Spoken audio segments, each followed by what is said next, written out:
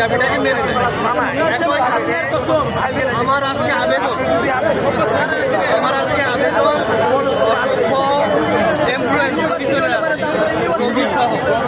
তো তাদের কথা চিন্তা করে কি করতে হবে, আজকের এই আন্দোলনটাকে যারা এখানে আজকে রয়েছে এই আন্দোলন তাদের কাছে আবেদন তাদের কথা চিন্তা করে আন্দোলনটাকে কিছু সময়ের জন্য হলে কি করা স্থগিত রাখা।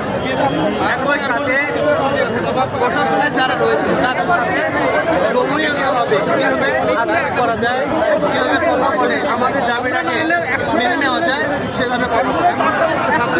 তো আমার অনুরোধ, যদি কোনো পেশেন্ট আজকে যদি মৃত্যুবরণ করে কিয়ামত পর্যন্ত আজকে যারা আমরা যৌক্তিকতার আন্দোলনে শরিক হয়ে তাহলে অযৌক্তিকভাবে তাহলে যারা মৃত্যুবরণ করবে তাদের ড্রাইভারকে নেবে।